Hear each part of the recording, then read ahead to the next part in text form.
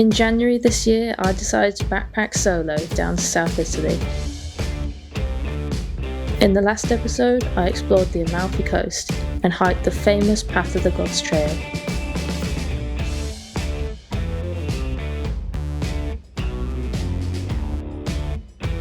In this episode, I travel further south, taking a train to Catania on the Isle of Sicily.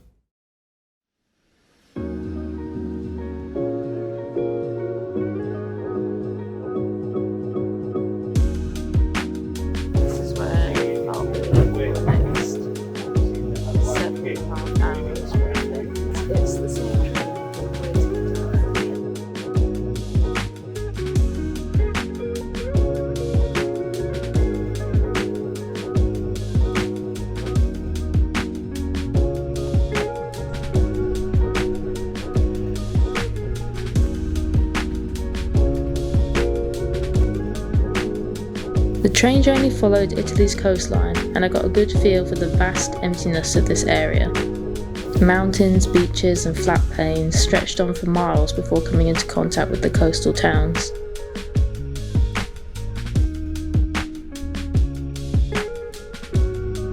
As the darkness drew in, I looked down at my map to see just how far off Sicily we were. Okay, so we're now right at the bottom of the foot of Italy, just waiting to cross over onto Sicily Island.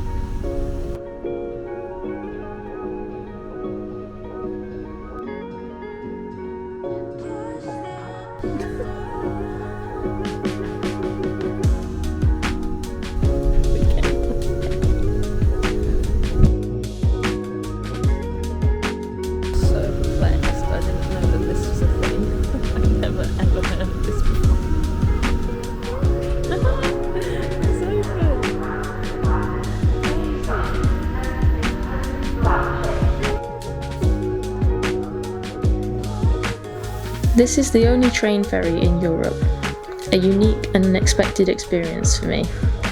It felt truly bizarre to combine the two transports together. The crossing took about 40 minutes, and after exploring the ferry for a bit, I was soon sat back on the train and heading on towards Catania.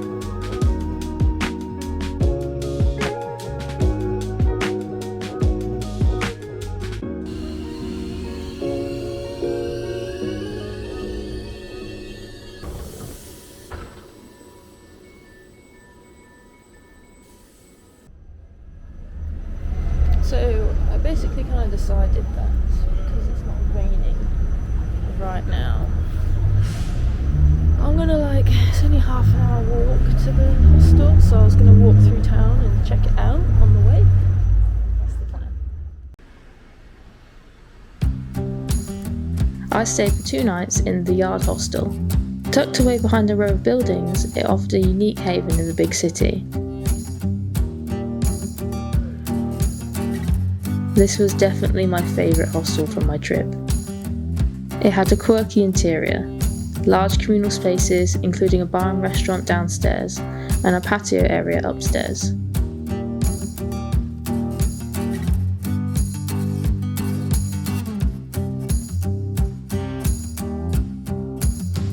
The rooms and beds were large, and each bunk had curtains, a plug socket and a light.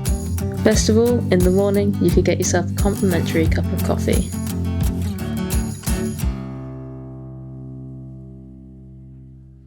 Good morning! So today I'm in Catania, but I don't really want to stay here. I'm a bit over big cities, I want to go see something else, so I'm just going to walk back through the town, see a couple of things, go to a market quickly, have a little look around there, and then I was going to grab a bus down to Syracuse, I think it's called.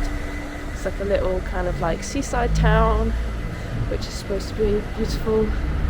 So yeah, that's the plan for today. Then I'll come back and have an early night because I'm going up a volcano tomorrow.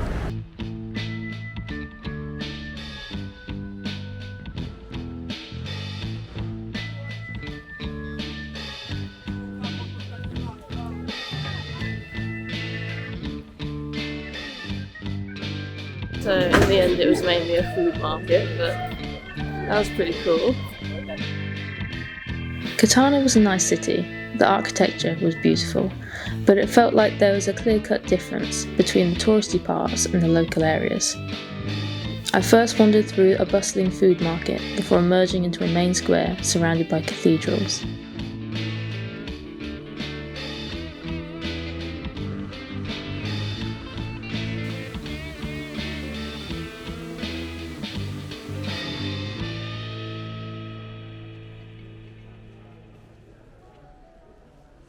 I was ready to leave the craziness of the big city and jumped on a bus that would take me south to Syracuse.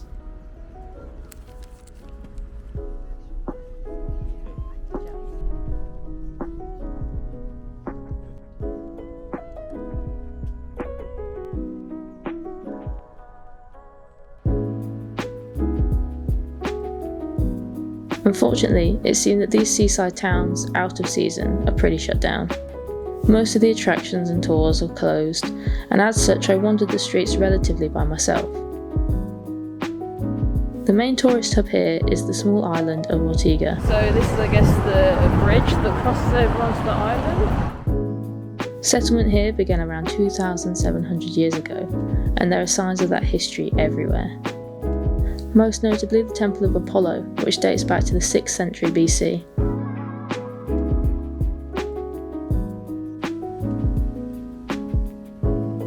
This is a small island, only about a kilometre square, and so the afternoon was all I needed to see it.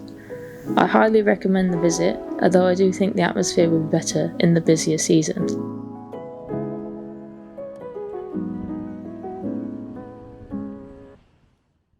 My second full day in Sicily I've been looking forward to for some time. This was one of the main reasons I travelled to Italy in the first place. What was your name again? Samuele. Samuele. Maybe you say Samuel? Samuel? Yeah, but come on, you are in Italy, you have to say Samuele. I was about to go and see an active volcano, albeit on the safe side and with no recent activity reported. That's a flow of lava, okay? I was picked up from my hostel in Catania by my guide before heading for our first stop off, an old lava flow that was now dried out, showing the impressive height at which the flow had come down the volcano. The ground here is also made up of broken down pieces of the lava.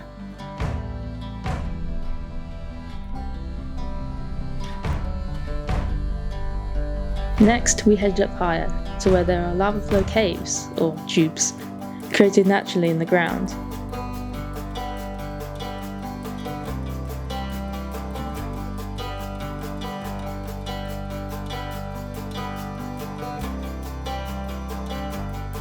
Guys, welcome to the snow cave.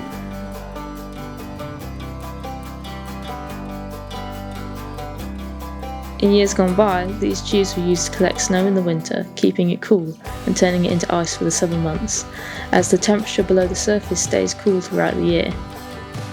Being down there felt like you've been swallowed by the earth.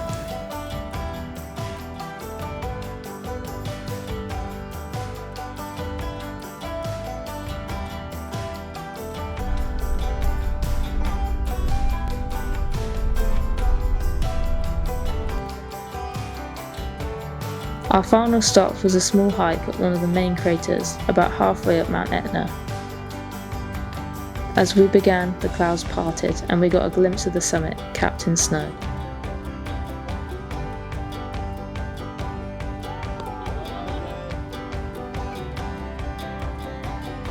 This was my favourite experience from my trip to Italy, seeing the power and beauty of Mother Nature, and in the snow just made it feel even more magical. This won't be my last volcano experience, that's for sure. Going up 4 kilometers with 300 kilometers per hour. So, just Our guide, Samuele, consistently referred to the volcano as Mama Etna, as he claims she takes care of the people who live around her. The rich soil grows crops all year round, usually orange or lemon trees, and the flows of lava are slow moving and usually stick to the uninhabited top section of the volcano. It was interesting to see a volcano as a bringer of good, rather than destruction. How high is this? 1,740 meters.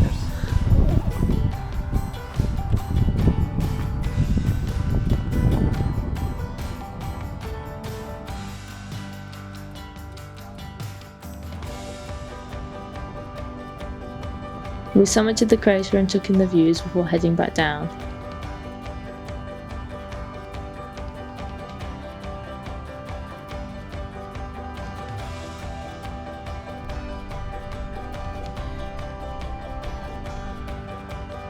The final destination was a cafe where the 4 of us English speakers sat together for an hour or so.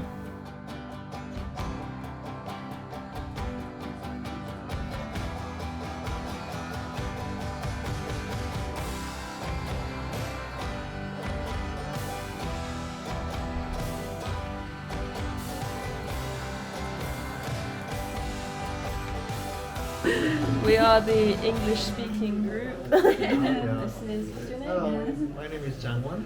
And what's your name? My name is Yuni. And then I'm Ray from Japan.